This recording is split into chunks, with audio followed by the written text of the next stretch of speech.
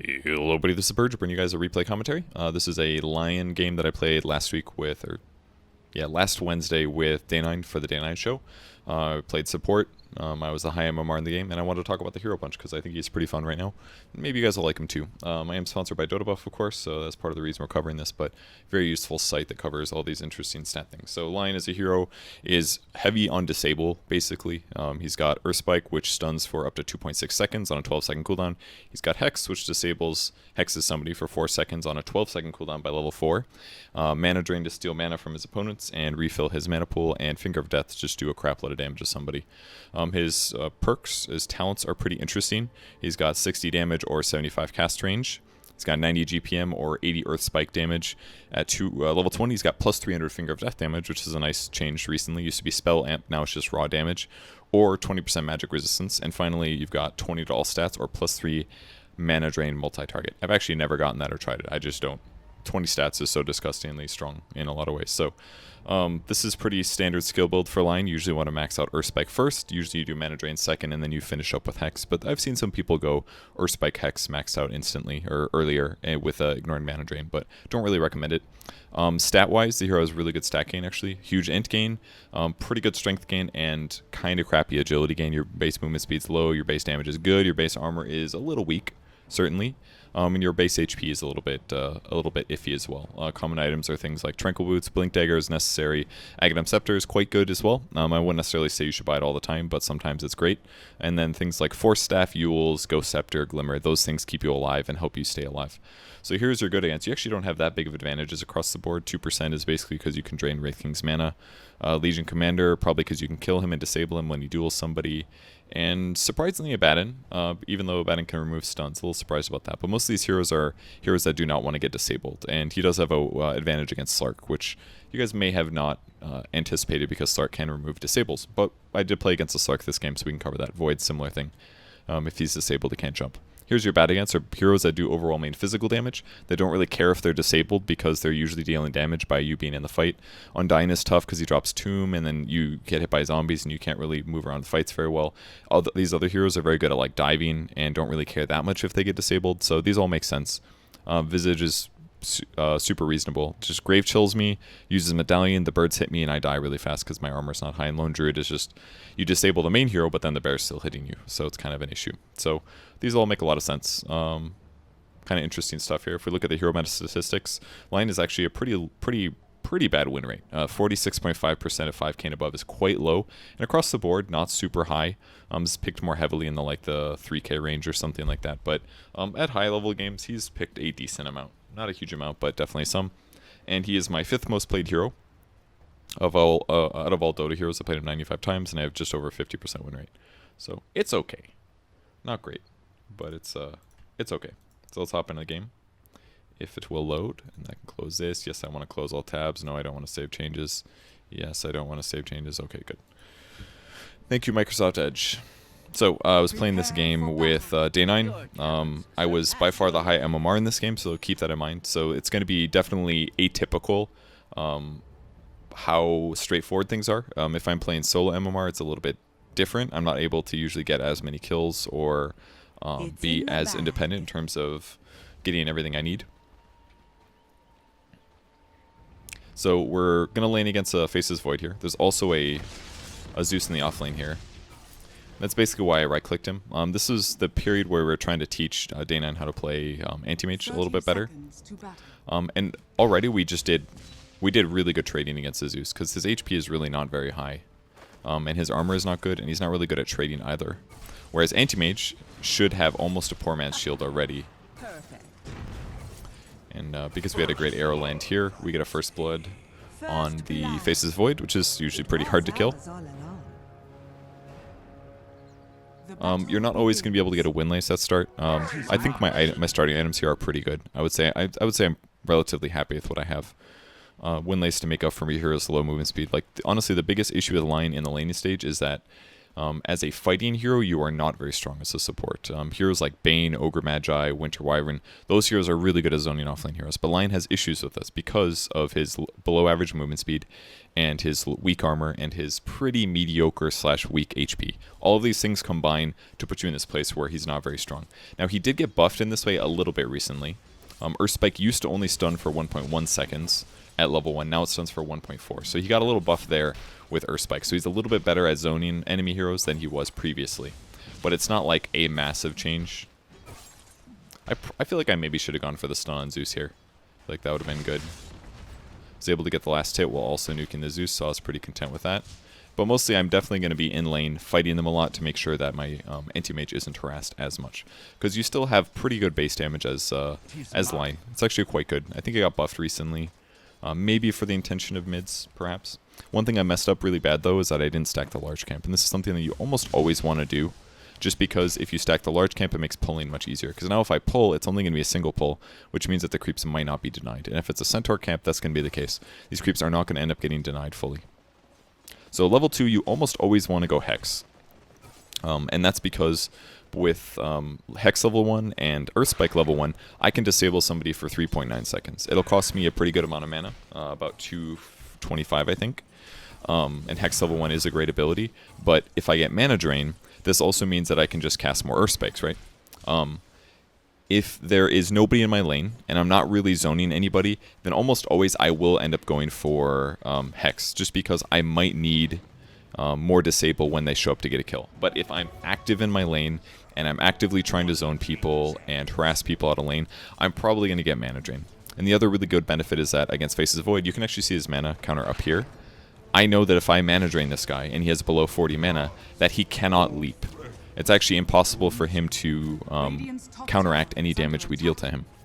And the other important thing about Void is that its damage dealt in the last 2 seconds. So that means if I stun him with Earthspike, and he's stunned for 2 seconds, that means that that Earthspike damage is guaranteed to deal damage. Because by the time the stun ends, and he uses Time Walk, all he's Time Walking is a couple right clicks from me, maybe somebody else's. So I'm just trying to control the safe lane, get as much experience in last hits as possible, and when possible, also zone the offlane hero. Now, the Marauder did a really good job this game. That guy was very, very effective on arrows and things like that. So I was pretty content with how he performed. In terms of my pulling was not great. It was okay here because I was able to deny the range creep, which meant that my creep wave would die upon this small pull. It's technically not great for my experience levels, but in terms of my gold gain, it's pretty good. I probably should have denied the melee creep there, but it's not that big of a loss. And I also pick up level 3. You might be thinking, why don't you get Hex here? Because Hex is really good. Well, the mana that I spend casting Earthspike, I want it to be as efficient as possible, basically. So if I get a point in Hex, but then later I want to use Earthspike, then my Earthspike won't do as much damage. It'll do 80 damage for 100 mana, and it's only going to stun for 1.4. But if I put a second skill point into Earthspike, it's going to do 60 more damage, which is like 75% more. And it's only going to cost 20% more mana. So that means that it's super worth it here. Now, between my mana drain and the anti-mage's mana drain, we've fully drained the mana of this Void now. So basically, we're just right-clicking this guy until he dies, most likely. Anti-mage definitely dove a little bit far here. It's a little late on my stun, but it ended up working.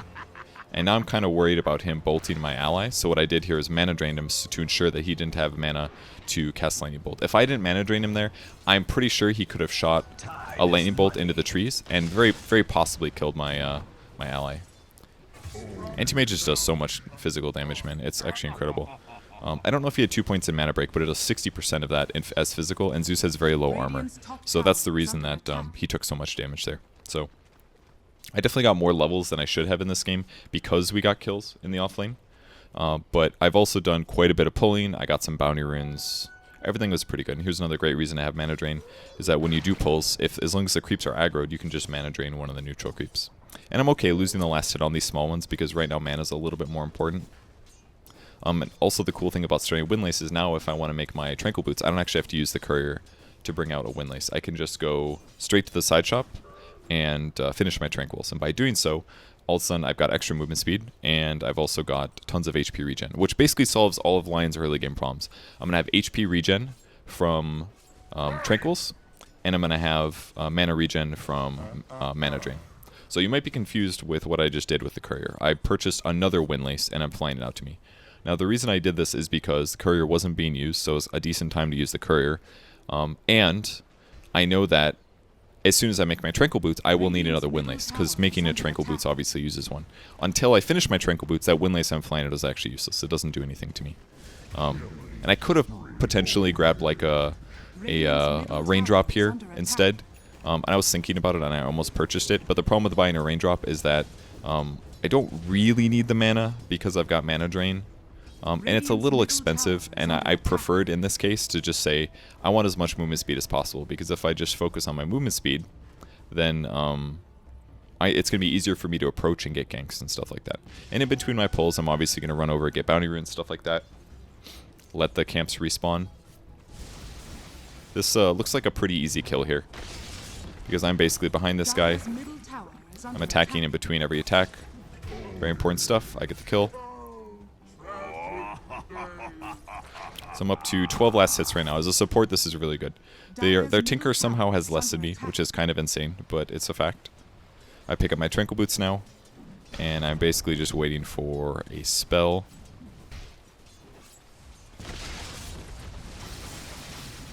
Just trying to do some damage to the Faceless Void here. If this guy wants to chase me, he can. Get a magic stick. Kind of messed up the purchase of that. I should go to the side shop. Alright, I messed this up, I think. I think, in that moment, I think what I should have done is moved over and stacked Ancient, or stacked the large camp, but I did not do that. You can place Ward from here, it's a little obvious, but I think that would have been a better move. I'm slightly doing a poor job in ensuring that I'm pulling correctly. Like, I should be running to the small camp right now instead of shopping. I missed another pull right here. I could have pulled that and then connected the pull. That was a mistake. I think maybe we're thinking about getting a kill, but I don't think my move was correct here. Guy was very good at almost. Just gonna drop the stun there to guarantee the kill, just because it makes it a little bit easier. He stole that last hit, or killed the creep, because I made a joke when I got the kill. I was like, I'll take this one, just because I wanted it to end a little bit easier. Again, I should be going back to the small camp. I don't know why I'm standing around. It's very easy to like think that you did a good job playing support, and then when you go back and watch the replay, you're like, wow, I was standing around in this moment, and I could have actually done a pull, and I messed that up. It's very easy to see those mistakes. I'm actually glad I'm watching this. So I think I did pretty good, considering, but I feel like if they were better players, none of this would have happened probably. Like, all the pulling would have been ultimately detrimental because they wouldn't have died. Because when I do shitty pulls and the wave pushes, for example, if they're playing smart, they should get the benefits of that experience, and we shouldn't be able to kill them. But what's happening is I'm pulling poorly, we're getting kills, and I'm still getting pretty good level, like really good levels and really good last hits because we're getting those kills and things like that. Just want to make sure that doesn't steal any of these last hits if possible. Yes.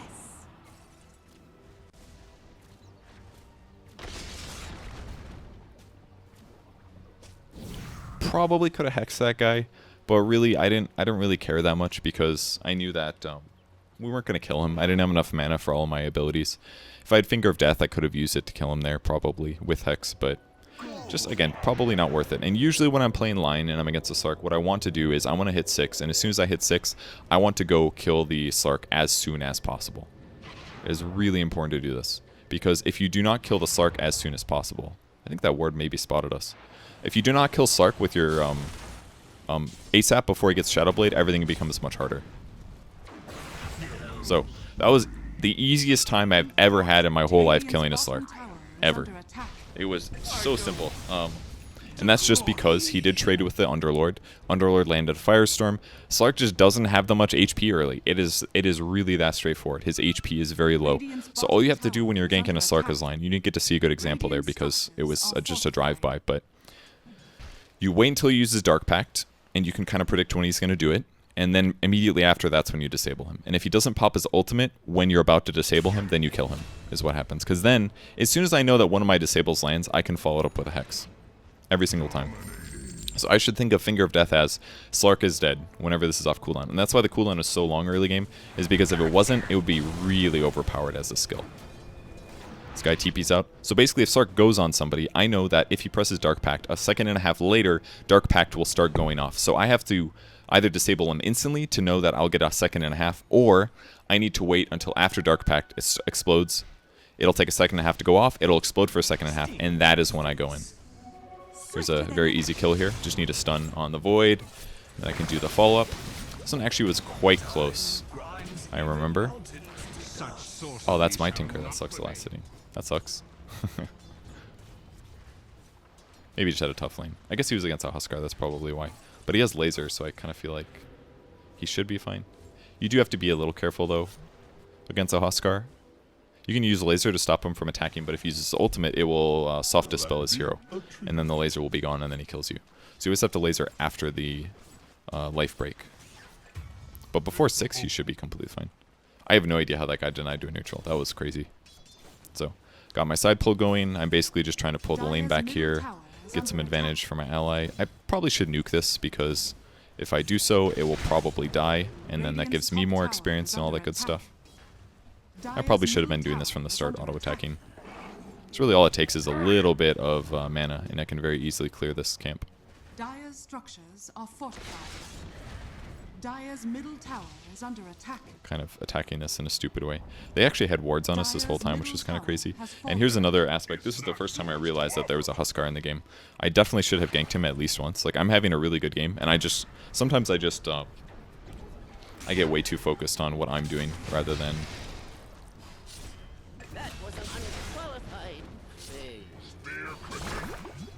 That's my wand. Okay. Took some doing, but we got him. Focus too much on like what I'm doing and not looking around the map, realizing what's at stake. So it's really important when you're playing support that you kind of know what are the lanes like, how are my allies doing, information like that. And I didn't do a good job at that at all this game. I did get a kill on the Sark. I did do a really good job on our safe lane, but that is not everything, obviously. So usually, I was a little unsure if I wanted to approach there, because I know that if I walk down the cliff that Sark will see me, because he has 1800 night vision. So that means if he has 1800 night vision, I don't want him to know that I'm in the area, basically, until I'm going to kill him. So that's basically what we're doing now. We smoke again, we're going to go look for a kill, because I have my Finger of Death again. Because again, it just takes my hero and maybe 200 magic damage from somebody else, and there's a dead hero. And rather than look for the Sark, instead I said to Askeria, let's just go kill the Huskar. Killing the Huskar here is pretty straightforward, shouldn't be that difficult. The arrow was able to hit him. I did not want to use my Finger of Death here. And luckily he was able to get the kill with the rearm and the laser. So if I do want to use Finger of Death against Huskar, the way that I should do it is I should use it right away. Because as Huskar's HP gets low, he gets more and more magic resistance. So if I want to hit him with magic, I got to do it right at the start.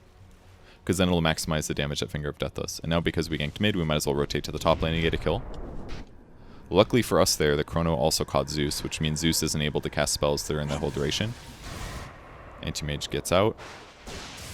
Now they will realize that we are here. This would have been a really easy Finger of Death, but it's just not worth it because I could save it. Again, it's 160 seconds if I waste it. I kind of wanted to dive this guy, but it's just not very... Now it's worth it. See, he basically stayed too long here. Stayed way too long. By juking to the trees and then retreating afterwards, he basically allowed my allies to catch up. I didn't want to go on him before because I was very solo, but he stayed so long that I guaranteed that I could disable and my allies would follow up, which makes better use of my disables. And that's a really important thing when you're playing a hero that has heavy disables, but not always the best damage. And that's basically the line. Yes, Finger of Death is great. I disconnected here. My Dota crashed. Yes, my ultimate does a lot of damage. Yes, I have some damage with Earth Spike. But if I don't have my allies there to profit from my disables, then that means that my hero is not going to get a kill, probably. So it looked like a decent time for me to dive the Void. I have my ulti, I've got both my disables up. But if my allies aren't putting their damage on top of mine, everything gets harder. So playing heroes like Lion, Shadow Shaman, stuff like that, there is some coordination that comes down to it. You need to work with your allies to ensure that you do get kills. And that you disable at the right time. So it definitely takes some awareness of what's going on around you. It's really important. Definitely want to dive here. With Slark coming, this is kind of dangerous.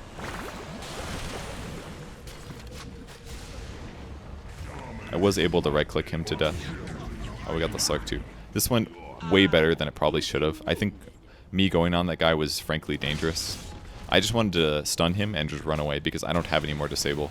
And this is basically super dangerous territory. Like, trying to fight a Huskar when I don't have my disables is not safe. Radiant's bottom tower has fallen. Kind of looked like he wanted a Chronosphere or something. Alright, his mana is drained, and now we need to run for our lives.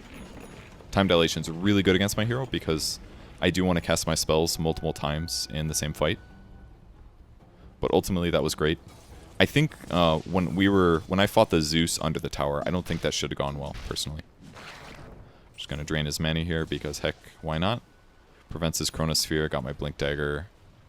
Should get a TP scroll probably. And at this point I'm basically just asking allies to come over because I know I've got ranged initiation. Nobody was coming, so I ended up going for farming instead. Probably should be mana draining the ranged one. I also went for plus 60 damage this game. In a lot of cases, Lions will end up going for cast range instead. The reason being that with cast range, you can be more safe as you disable, and you can possibly disable people that you at an earlier time than you wouldn't have been able to otherwise. I think almost every time that I cast mana drain on that guy, he should probably leap away, to be honest, is what he should be doing, because he's losing about 40 mana just by standing there. And if he doesn't go on me and he's out of mana, now he's just screwed, because he basically has to use one charge every time that I mana drain him is his only recourse. This guy's like actually just nailed every single edge, everything. It was incredible. Probably should have blinked for that. I don't know why I didn't. But I didn't. Not sure. This part has been so static as well. Like, I am here technically, but yeah, it's kind of dangerous to do this. It's pretty low in HP. Now I'm certainly out of position. He's basically low, but we haven't fully committed to him.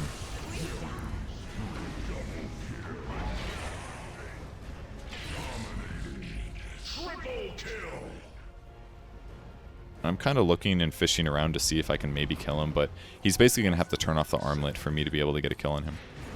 Now that he's shrining, this is virtually impossible.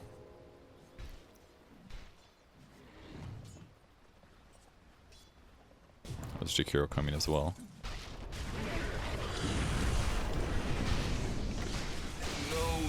Definitely just took a little bit too much damage. Ooh. I waited way too long to blink there. That was dangerous. As soon as the Huskar approached, I needed to get out. Because if I took any damage, then my blink was going to get interrupted.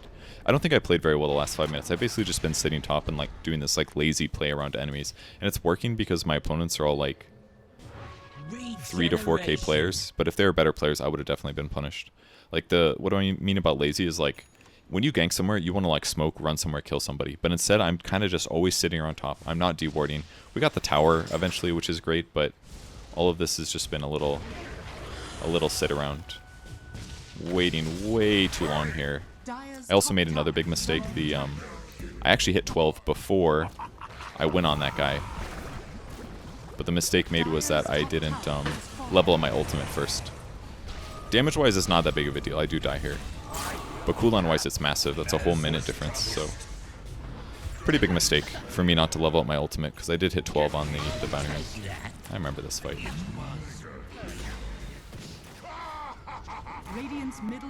He definitely should have rearmed way earlier.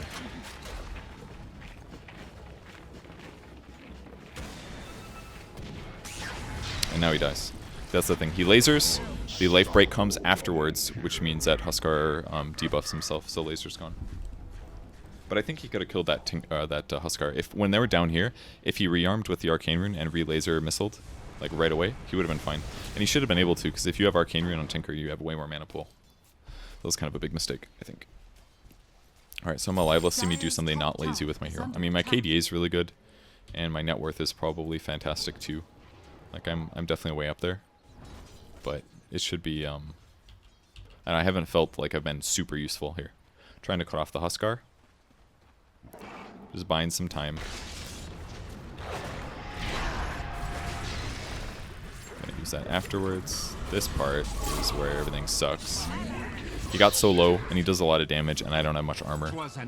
We did give a lot of gold to the anti-mage from this, and I believe it finishes Battle Fierce. This was ultimately okay, I think. Yeah, we definitely gained from this, and he gained, what, 115? It wasn't terrible. It's a little costly for me, but getting a faster Battle Fury is more important than the other stuff, so.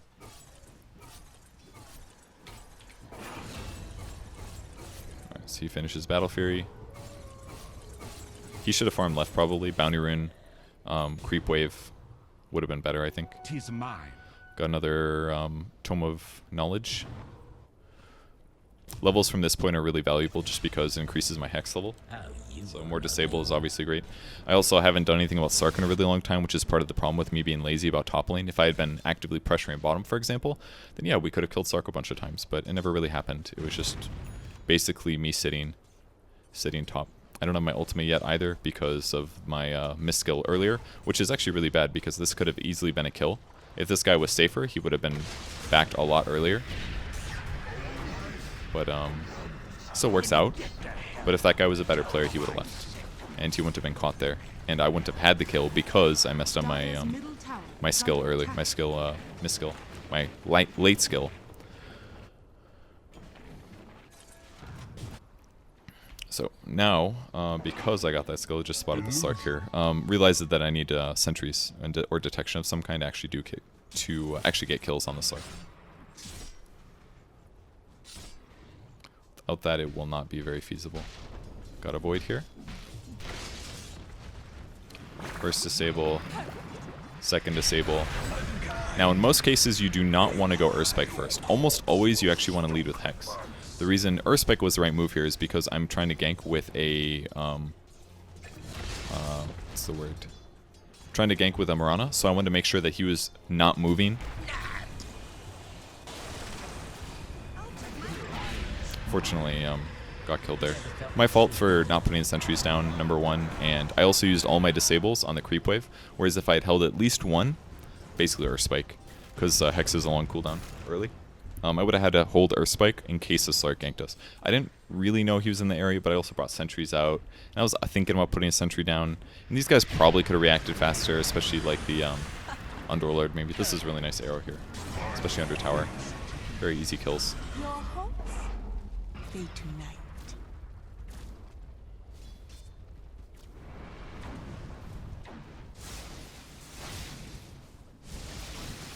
So I'm up in 6, so I wanted to set up and maybe kill the Zeus here. Yes. Dire's middle tower is under attack.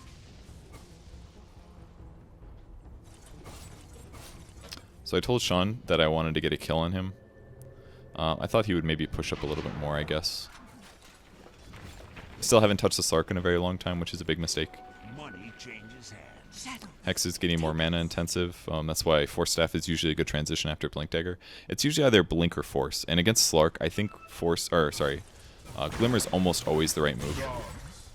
Glimmer is just really important to have against Slark, because if he does pounce you, you're not going to be able to walk away for a couple seconds. Force doesn't save you there, but Glimmer would reduce the magic damage you take and make you invisible so he's not attacking you. That's usually the right move, almost always. Radiant structures are fortified. Why am I, oh that's right, I wanted to pull the creeps to the side that way. I should have died there as well. If that guy actually had his Shadow Blade up, that would have killed me. He dodges the Earth Spike, which is fine. I just wanted to make sure that he wasn't approaching me. So I put a sentry down. Middle tower has We get been the tower. denied. Well, they denied it. So I would say that was negative. Definitely negative. But I should have died by the Slark there. I don't know why I was playing over there. I was just playing greedy based on the skill level in the game, I think. Wasn't safe, though. So again, if Slark hits me, I'm dead. I basically, if he hits me, I have to TP instantly, or he's going to catch me. And get a kill. And every kill that he gets on me is a huge amount of gold advantage. Like, that is basically how Slark becomes strong, is killing heroes. It's almost all of it. But at least with Force Staff, I'll be able to move around battle a little bit better. Like, that's kind of important.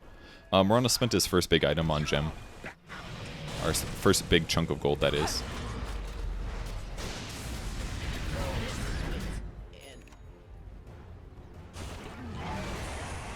I think I probably should have just walked here or something like that, but I really wanted to go in the Void here, but I knew it was going to be suicide if I did. Radiant's top tower is under attack. So it would have been one of those moments where I get disabled by... I forced here because I think I heard him Shadow Blade. Structures are fortified. Dire's middle tower is under attack. Walked right into the arrow, which is nice. And he did use Dark Pact on the Hex, so that means that I knew I could Earth Spike him afterwards and he would die. Or get stunned at least. And then from there we just need a little bit more damage. The arrow obviously did a little bit of assistance. You might be wondering about the Earth Spike damage perk. I think most pros, when they play Lion, they get gold per minute, almost always. I was really slow there. I should have read that was the right time to go. Because he was, basically his team, it felt like a time where his team would back, basically. That's why I knew it was the time to go in. Anyways, the reason I get Earth Spike damage, why I really like it, is because very often the way that I like to play is split pushing, basically. I'm so far away from this fight. I like split pushing, I like pushing waves, stuff like that. And Earth Spike damage really helps you do that.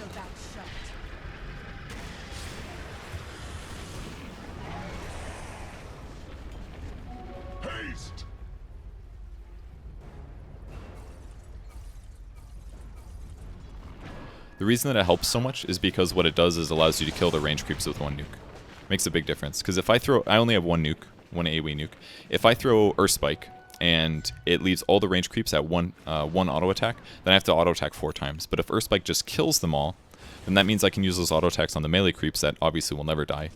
And it makes a big difference. So there's a couple heroes that have these kinds of like timings with their talent tree where it does potentially really change how you can push and farm and things like that. It makes a big difference sometimes.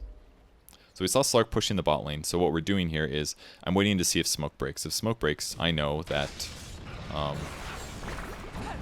it means they didn't root. I'm going to go back. And if smoke breaks, I know that means that the Slark is invis. So I'm basically waiting to see if Slark comes forward. I'm also standing in the open because that way, for example, if I was standing here and he walks through the trees, my smoke will break and I won't see him. So if I stand over here, I know that the only ways that he can break smoke without me seeing him if he's standing over here. So I want to stand here to see if he comes forward. And if he comes forward, then I know I can go in. Now, one thing that I did that was really greedy here, remember what I said before about stunning for the arrow? I was super dangerous on this one. By going for a blink Earth Spike, this gives him time to press Dark Pact. If we go back 10 seconds and watch his player perspective, I pretty much guarantee that he sees me right before I disable him. He also sees the Mirana. I think Mirana was in a bad position, but... Okay, so he basically saw Mirana. He didn't see his hero necessarily, but if he was a better player, as soon as he sees Mirana, he'd maybe press Dark Pact here. And if he presses Dark Pact, I probably don't get this kill. Because it does require a follow-up disable. I disabled for 2.5, then I hexed. Maybe I did overkill if I go back to my player perspective here.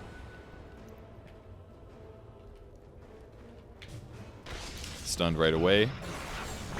I mean, I basically used it about in time. It ran out, right? Like, Earth Spike ran out. But that's why I Earth Spiked first, because I wanted the arrow to hit. Realistically, if the Mirana just, like, leaps in and Starfalls, he probably dies anyways, because he takes, like, almost... It's like 525 or something from that. But that's basically how you deal with Slark. When you see him walking nonchalantly and he doesn't see heroes, you need to blink and hex him instantly. Because you need to not give him a chance to react with his ultimate, with Dark Pact, with any of that stuff. And if I do that, and then I chain stun with Earth Spike afterwards, and Finger of Death, and somebody else is there to do a little bit more damage, that's a dead hero. And because he's dead now, that means we can pressure this tier 2 pretty easily. Put a sentry down, that way if any invis heroes approach, we're going to see them coming. This is a dangerous way to walk because they definitely saw me walking this way from the tower vision. I kind of wanted to go on that Jakiro there, but with the Void TPing and now the Huskar TPing, this just isn't very safe. So we're going to definitely leave now. A good thing to do at the moment would be probably blink to the mid lane and push that out, because I know most of them are all bottom. So this should mean that this is safe to do. Again, I instantly kill the range creep, and having the plus 60 damage perk helps a lot with this, because I probably don't have to right-click as many times to kill creeps. So in some ways, like, yes, I'm not right-clicking enemy heroes that much with the 60 damage perk, but when I'm pushing waves, it makes a big, big, big difference. Same as the Earth Spike. And that's why those two perks are good, and why I often get them. If I'm having a really shit game, I am definitely getting 90 GPM, without question. No matter what 90 GPM it's happening. Because I'm not going to be pushing waves because it's not safe because I'm a squishy Lion, for example. Radiant's top tower is under attack. So my skill build basically depends on how strong I feel, if I'm a better player than them, things like that. I'm going to sit in this area. Maybe we can see if we can get another Slark kill because I've got my ultimate back up. Wait, okay. So I said wait there because in the moment I felt like don't go in yet. I actually just reflexively said that because I was ganking with Sean and I've been communicating with him a lot. So let's go back and look how I'm doing this. I'm approaching. I don't want Slark to know I'm here. Keep in mind Slark has 1900 night day vision. This is how much, look how much range he has. It looks like daytime to Slark, right? So that means if I'm ganking a Slark, I cannot walk straight at him unless I'm smoked or invis. That's the only way. So instead what I do is I stand in the trees. And I know that standing behind this tree, he cannot see me. He does not know that I'm here. He has no idea. He hasn't seen anybody top in a bit. So, because he's approaching a creep wave, I know that he's going to use Dark Pact to push this wave. Because that is the fastest way for him to kill this creep wave. Because he's not going to sit here and auto-attack the whole thing. He's going to use Dark Pact because it deals 300 AoE damage. So as soon as they walk up, Dark Pact will be used. I'm watching this. The explosion comes, and then I go. Again, this is again greedy. This should have been probably a Blink Hex, because if he was playing really safe, what he would have done, he wasn't actually watching his hero, but if he was playing really safe and a good ground, I really needed to force instantly. I messed up super bad. As soon as I hexed him, I needed to force this way. But it was basically just dangerous to walk in this area of the map without having a sentry on the cliff, or a ward. I think we did even see them in this area, if I'm not mistaken.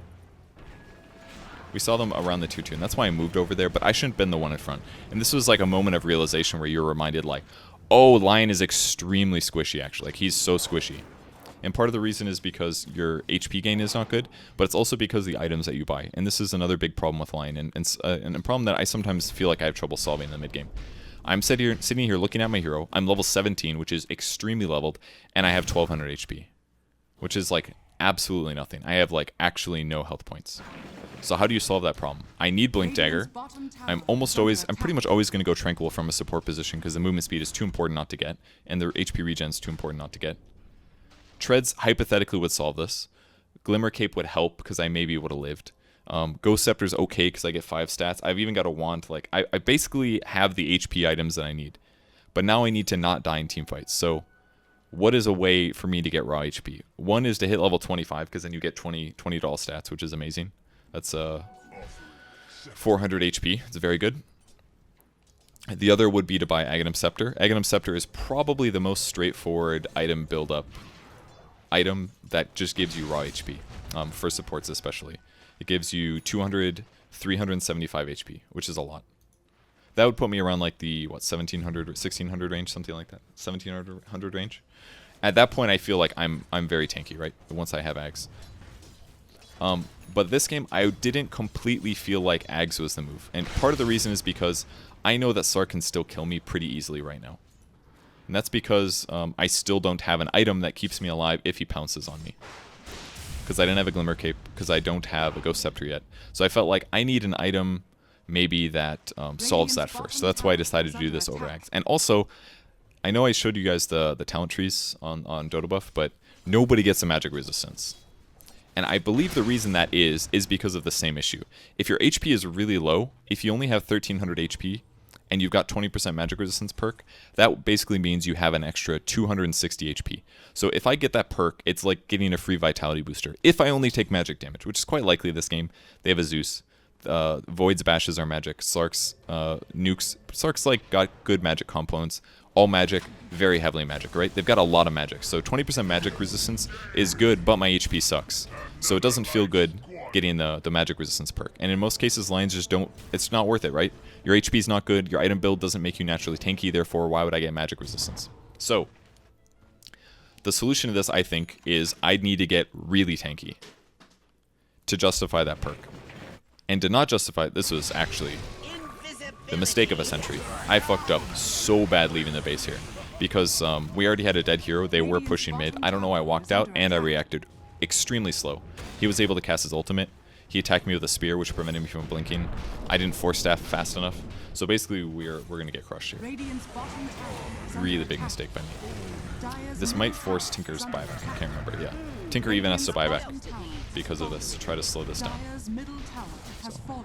I basically lost Tinker, but well, Tinker did do something stupid and died, but I kind of cost Tinker's Radiant's buyback. top tower is under attack. Rana does get a kill though. It's I Radiant don't even know how they're doing that. I basically stopped looking at the mid racks because I was trying to assist Sean and doing stuff.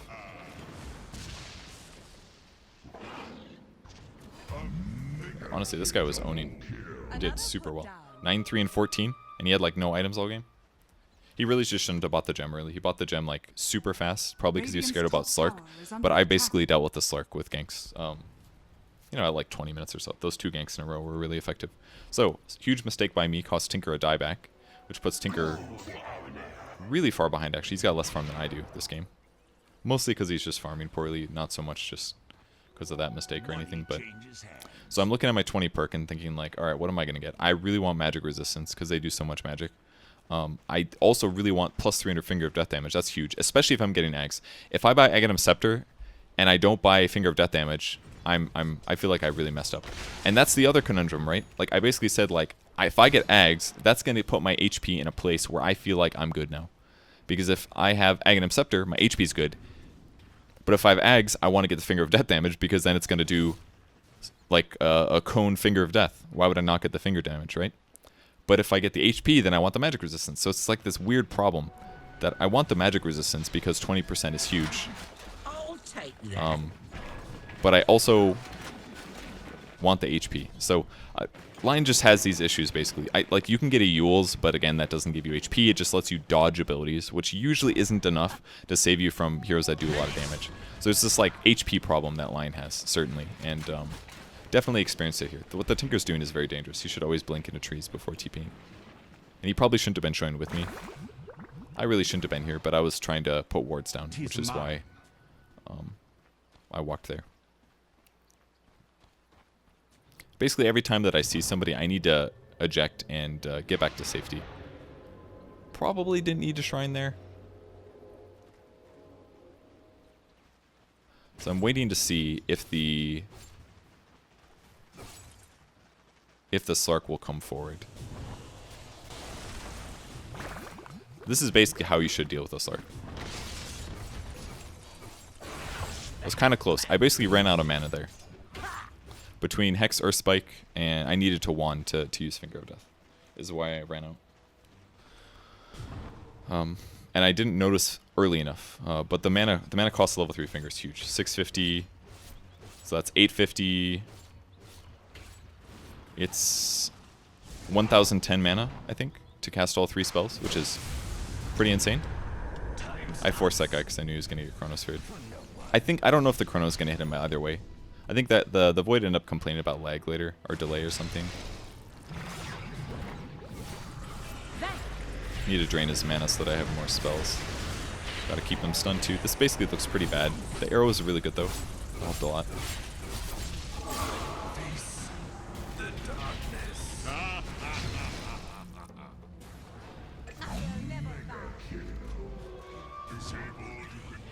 Oh, I didn't even see the gem there. That's a huge mistake. I was wondering when we lost the gem, but huge mistake by me. So, perk-wise, I ended up getting the 20% magic resistance because I wanted to make sure that my HP goes a lot farther. I've also had Ghost Scepter this whole time. I don't think I've used it yet. 4 seconds to become physical immune. It would stop Huskar from attacking me, which would be good. This is unfortunate. Let's try and do Force Staff him while he TP'd. That way, the people have to catch up to try to kill him, and anybody that's trying to catch up on their team to stun him would have a lower chance of doing so. So now my goal is basically just try to keep the lanes pushed out a little bit. This is really dangerous, because they were literally just here, and I blinked forward to do that, which means that if shit hits the fan, I won't have my abilities to escape. So this was overly dangerous for sure, in my opinion. I think I'm shopping right now. So I'm sitting here trying to think, what do I get to make myself strong? In a lot of cases, honestly, it probably makes sense to go something like Black King Barn, because then I don't have to worry about magic resistance. I just join a fight, I press BKB, and I don't take magic damage. Problem solved. But in a lot of cases, maybe not this one, but in a lot of cases, the carries are still going to kill you. So if a support gets like magic immune later, and the carry has like an Abyssal Blade, they're just going to Abyssal Blade you, and they're going to kill you in 5 hits, which doesn't really like make your team that much stronger, right? So, Dire's top shrine has fallen. BKB doesn't really fit either in a lot of cases. But either way, my goal is basically I need to get wards down. That's super overdue. Felt like this guy was way out of position myself. It wasn't Aegis though. Just gonna sit back and mana drain a little bit. I heard him use Satanic, so I used Hex because I felt it was time, and we get like a stupid easy kill. I don't know why he was there. That was really weird. And it was also just unlucky that there was like 3 of us in the area. That's probably one of those times where you're like, why are there 3 heroes here? We just were, because we're literally farming. I mean, he shouldn't have been here though. That was his mistake.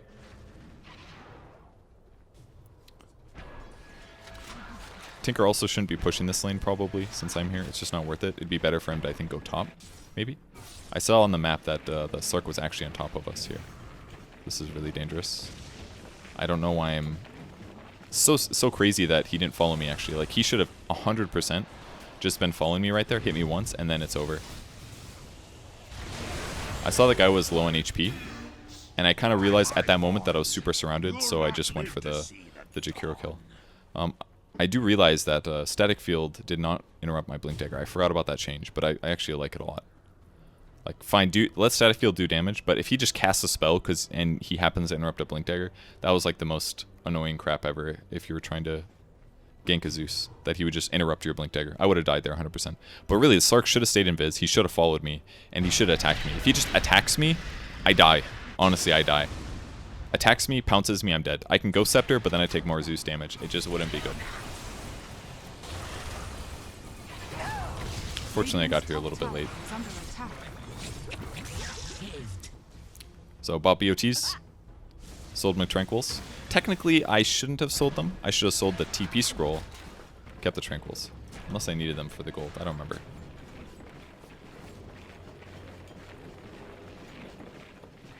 I could have, like, forced that guy forward and then blink disabled, maybe. Might have been worthwhile. Could also mana drain these. What I wanted to really do is kill him. So I asked for Sean to come forward. Because I know that with Anti-Mage coming forward, it should be a kill. We do end up getting him. Have to be a little careful here. The other issue is I don't actually have Tranquils anymore, so regenning is not really the same thing. Slark is still dead. The nice thing about BOTs, though, is just movement speed. Money changes hands. I bet she has to go outside. I'll take her out after this. She wants to play into play also. So generic movement speed. I mean, I already had it with Tranquil Boots, but the BOTs just felt kind of good because I kind of wanted to split push more, and I didn't want to be as limited teleport-wise because the cooldowns are so long. Plus, we lost shrines a little, so my map mobility kind of got really limited by the shrine dying. So I don't know. Maybe it wasn't the right pickup to go BOTs here. Probably not. I mean, sometimes I think about Lincoln Sphere or something like that. Do I get Lincolns on Lion? Just I don't really always know how to transition. I still haven't even used my Ghost Scepter, I'm pretty sure. I don't want to be pushing. See that? I didn't feel comfortable pushing too long, and instantly as I left... Okay, you can lick my hand more. Instantly as I left, it was because I had basically been in the lane for about 15 seconds or so, and I didn't feel safe, because again, I'm just worried about Slark pouncing on me. If Slark pounces on me, I'm dead. But I just have, like... You just develop this, like, natural, like, what is this safe or is this not safe thing. And if you're a support and the enemy carries can kill you and they have good, like, gank approach, like Blink Daggers, Shadow Blades, stuff like that, if you're pushing a lane in the middle of nowhere for more than, like, 15 seconds, you're probably making a mistake. So usually it's only worth it to do it for maybe 1 creep wave, maybe 2. Is usually about what's appropriate. And that is one of the reasons Slark didn't kill me very much this game. Just like that one time early, I think. I don't remember how long it took me to realize that I don't need my TP scroll anymore. But I think it was a while. Hello. Hello, Tinko. Alright, I just realized now. So, once I hit 25, then I'm going to have plus 20 to all stats, which really helps solve my my stat problem. Hypothetically, I could also go like an armor item, but really I just need raw HP. I still only have 1500 HP, which is really not that much. I still hypothetically could get Ags. I don't think that would have been a terrible move. It also helps me push faster, because then I can just use Finger of Death on creep waves. Lowers the cooldown from 40 seconds to 20 seconds, which is also very good, but Just didn't want to go Ags. It felt like a waste because I got magic resistance, and I felt like getting something else instead. Illusion. Ultimately, I think it was the right choice. So this is basically the part I've been alluding to for the whole game. I was like, I'm going to buy a heart. Didn't want to get BKB. I've already got 20% natural magic resistance from my perk. I just want to get as tanky as possible. Right now, we're thinking about ganking this Huskar here. Stop whining. So what we're doing is putting a sentry down. That way, if the Slark approaches in the meantime, we'll see him coming. And then if he comes forward, we're going to go kill him. Shh. At this moment, I was teleporting bottom. I canceled. Unfortunately, he had a cheese, number 1.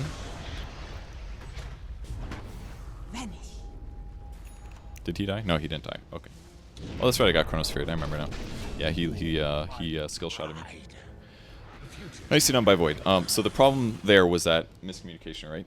I told him we were going to kill Huskar. I started looking around the map. I thought that Zeus was real for some reason. Just looking at it now, it's pretty stupid because he was just standing in a dumb place for a long time. And then I channeled my TP. He went in on the Huskar. Maybe he didn't do things perfectly efficient, but I basically got there late. Huskar had already healed a bunch. And he popped cheese, and then he's full HP, and then we definitely die. And by the time I went in, Jakiro had more time to react. Jakiro was probably sitting at the shrine, maybe doing the jungle, but by the time he rotated over, it had been like 5 seconds. So if the difference was, if me and Anti-Mage jump in at the exact same time, disable Huskar for 6.6 seconds, and use Finger of Death, he dies. And uses Abyssal, and uses Mana Void. Then it's fine, right? Easy kills. But that's not what happened. It was Anti-Mage fighting him solo for a while.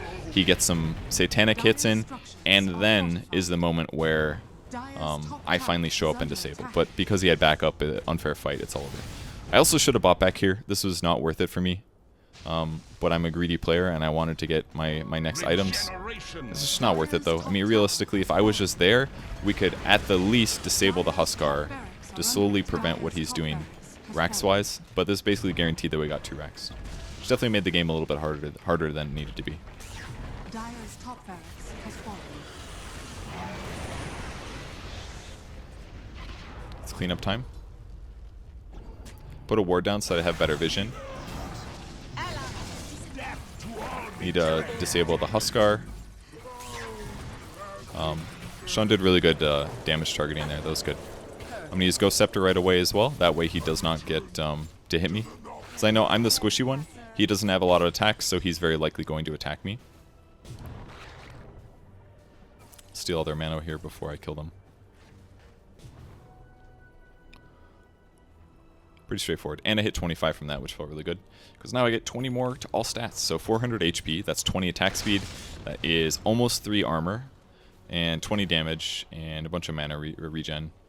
The mana alone is actually very, very good. Does it ever... I can't remember if it says if I hold Alt. It doesn't say how much mana you get from it, but... Can't remember. I think it's 11 right now. So that should be like 2,200 or 220 extra mana from hitting 25.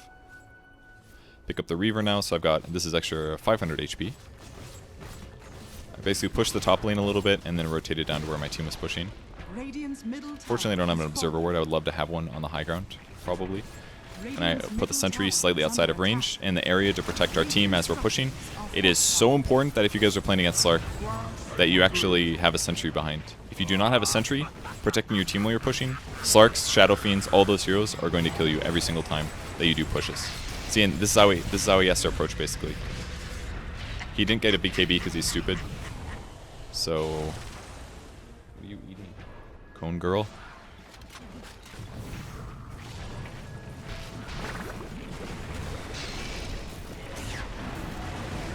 Oh, I messed up here.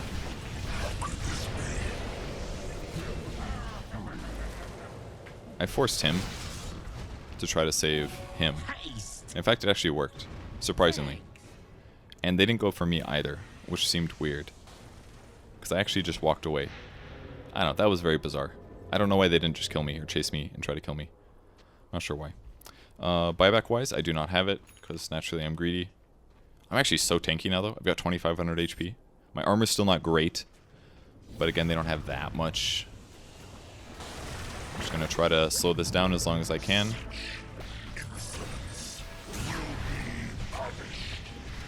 Tinker Eggs is really gonna help this out a lot. I wanted to kill that guy, but unfortunately. So one cool thing about this push is that it's just real straightforward at some point. He's got no mana, so that's a dead hero. Fortunately, didn't have any way to save him. Ooh, missed my stun too. Did eventually get Dark Pact again.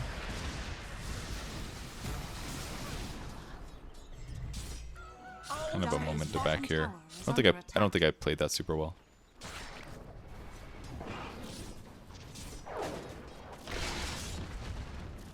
You just honestly do so much more damage with the Earth Spike. It's a big difference. 260 is a pretty weak nuke, but now it does 340, and I have 9% spell amp, so that's like, it's almost 400 damage AoE, which is pretty good.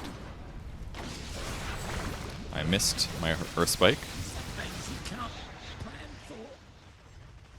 That'll stop my blink for 3. That'll stop my blink for 3. There's my heart.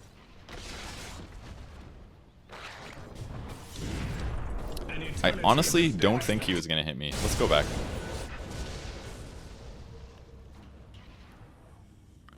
This is the one where he definitely blamed lag. Alright, he's clicking. He's clicking.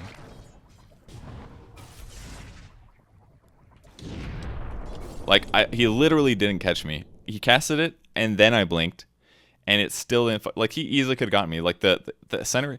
You can basically cast... I think you can stand on the outside and cast the center, right? But if he aimed the center here, he chronos me. He wasn't going to kill me, but... This is the part where he blamed lag, of course. I confirmed that that was the real one. I don't know, man. Any moment. Here it comes. Here it comes. Ping. There it is. 400 ping. The problem was that he has 400 ping and he's bad. That was actually the issue, the true issue. Not the morphling ugly statue thing. Radiant's middle barracks are under attack. I smell a victory. That's weird. So, it felt real good having this heart, honestly, because then if I don't take damage for 7 seconds, then I get healed anyways.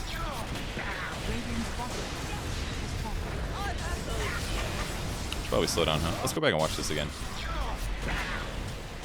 Slark is using Dark Pact. My allies died. I must have missed it on him or something. He actually just died to Hex.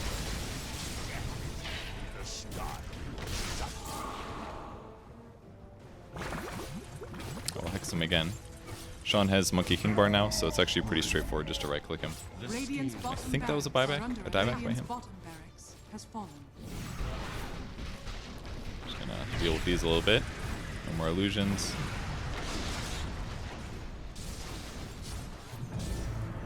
Sean probably should have gone on that guy, but it's okay. Still time dilated here. Still by so much. Radiant's middle barracks has fallen. 2 for 1. Thou payest dearly. So one thing that I probably didn't talk about enough in this game is that you have to be really careful when you stand still and life drain or mana drain. In a lot of cases, it's just not very safe to do so. It's kind of funny we got this kind of stuff. The only reason I feel comfortable doing it is because I'm very tanky. I have basically 4 items that help keep me alive. That's pretty much all I'm doing this game. Blink Dagger, Force Staff, Ghost Scepter, Heart. All just to stay alive. But if I had cast range, I would have had that. I'm just trying to... I didn't kill him, unfortunately. Maybe I missed. Maybe I didn't do enough damage. But usually you don't want to stand still and mana drain, because then people know where you are, and they can land skill shots. They know if they go in, that where you're going to be, stuff like that. Almost never you want to stand still and mana drain. The only times I did it is times where I like really needed mana, or if I knew they were disabled, and me attacking them wouldn't do that much.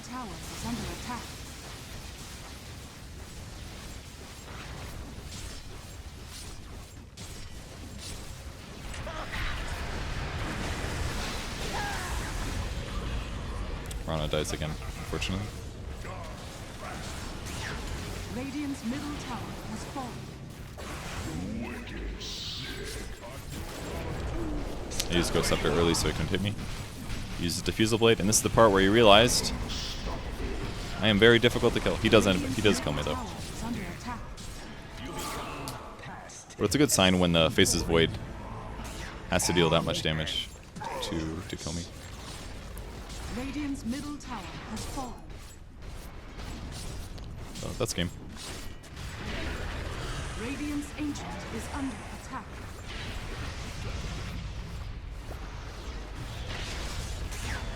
It's fun though. You have to make all these like difficult decisions with Lion based on knowing what your opponent's skills do and what your allies' skills do and how realistic is it to kill somebody. Because if for example, all the times that we go on Huskar, if we don't have enough damage to kill that guy and I commit to using Hex and Earthspike after using Blink, then he's going to kill at least one or two of us afterwards. And it even happened that one time where Sean was able to finish his Battle Fury. So it's really, really important that you know the limits of your hero and how that fits in with your teammates. And it's also important that your laning stage doesn't go awful, because if you have a really bad laning stage online and your 6 is delayed, you're going to have a really rough game. Like, Lion does not function well as like a 4 roamer, really. It kind of works, but his damage is not high. His survivability is not great. His initiation power is not good. But if you get a fast 6 and then start using that for smokes to get kills on cores that are dangerous, it limits their ability to gank me later. So it's basically like giving me gold in the short term and giving me gold in the long term.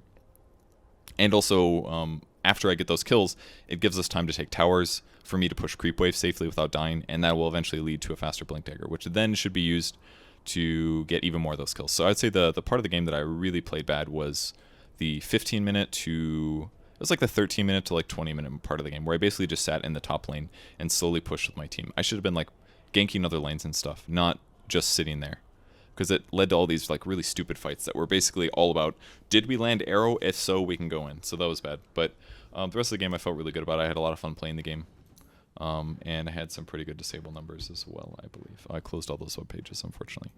I'll show them to you guys. I think they're kind of interesting. Let's again. Open Microsoft Edge for the only thing that I ever use it for. Thank you, Windows. Your search bar is not working.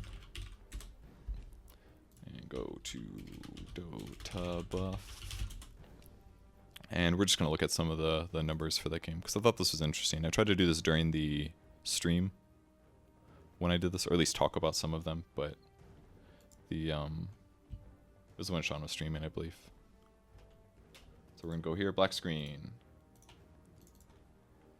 Do this, put it up here. Okay, so one of the cool things from Dotabuff Plus is that you get more information about the match. My net worth was really good. It's way above Tinker's. That's mostly just because he didn't participate in as many kills. He died back. He bought back a few times, and he didn't farm very well. Damage-wise, I did pretty good. The cool thing, though, is you can see like disable times. They're not like insane numbers or anything, but they're pretty good. Watching the game, I felt very good about the disables I did. This is hero damage, by the way. So I did 8,000 with physical right clicks, which is actually pretty surprising that I even did that much. Crowd control is the big one. So how much time did I disable my opponents? So Jakiro, for example, slowed people for like 3 minutes. So his number's a little high, but the full disable is like Ice Path. So fully disabled is my stun from Earthspike. Partially disabled for me online is actually Hex. So in some ways, I would define this as a hard disable, even though you can remove it with like dispels, like Lotus Orb and stuff like that. But I can look at my hero and I can see where I did damage. I did 10k magic damage with Earthspike. I did 11k with Finger of Death. I auto-attacked 112 times on heroes for 8,000 damage. This is the auto-attack damage I did to X heroes. Like, this is all pretty interesting stuff. So if you look at disable timers, you can see who I saw as the big priorities, right? Who were the heroes that I disabled the most? It was definitely Huskar. I Earthspiked him for 31 seconds, 13 times. I hexed him 15 times. And I also disabled Void often, because I know that if those heroes are disabled, then it provides good outcomes. If we disable Void, he's going to die if I disable him when he's out of position. If I disable Huskar, it prevents him from damaging our allies, and therefore we will eventually kill him. Disabling these other guys, it doesn't matter that much. Apparently I hexed Jakiro once, but he died almost instantly afterwards, I think is what happened, if I'm not mistaken. And these guys were mostly just like, oh, they're out of position. I want them disabled so they die. Slark, kind of the same thing. He got third most disables, but obviously it wasn't in my lane, so he didn't get nuked as much. And then amount of time, mana draining, all this stuff. Finger of Death, Slark a lot of times. So my average Finger of Death damage was 436. Kind of interesting. Anyways, I just really like looking at these numbers. They're kind of cool to see. You can see like how many heroes you disabled. What is the story of these numbers? Like I said, these were the heroes that had to be disabled, not that I just happened to disable them a lot. I choose to use my skills on the heroes that are dangerous. I don't care about disabling Jakiro because what am I going to do? Delay his dual breath? It's not as big of a deal. Delaying Chronosphere, ensuring Void dies when he's out of position, disabling Huskar to make sure he never gets to auto attack. That's the important stuff. I don't know why this guy, did he ever buy BKB? I don't think he ever bought BKB. He needed BKB really bad. He got it at 45 minutes, but it should have been earlier. He should have gotten it like here-ish, actually. He got MKB super early because he was worried about laser, but if he just buys BKB here, I just can't disable him, period. He pops BKB and he fights my team for 10 seconds, and I can't do anything other than maybe Glimmer Cape them, but I didn't get a Glimmer. So I probably should have Glimmer. I don't think the Ghost Scepter was super well used, personally. And maybe I should have gone Finger of Death damage, gotten Glimmer Cape, and then got a Heart or something. Who knows? But his build was wrong. If he goes BKB right here, then he can fight us, and we can't do anything to stop him. Actually, we do nothing to stop him. Unless I initiate first, then it's possible. So there's kind of cool, interesting information you can get from this, from these little tabs. If you got Dotabuff Plus. Item timings, how many last hits you had at every moment in the game. Who had the most 10 minutes? Oh, Starkey had 47, for example. And Day9 had 47 as well. But for the rest of the game, it was basically just Sean winning big time. So there's so many cool things. All right, anyways, that's it. Thanks everybody for watching. Appreciate it. Hope you learned more about Lion. Hopefully I haven't made one of these in a while. Otherwise, this is going to be a little bit redundant. But I thought the game was really fun, so I thought I'd make it. So, all right, thanks for watching, everybody. Have a good day. Bye.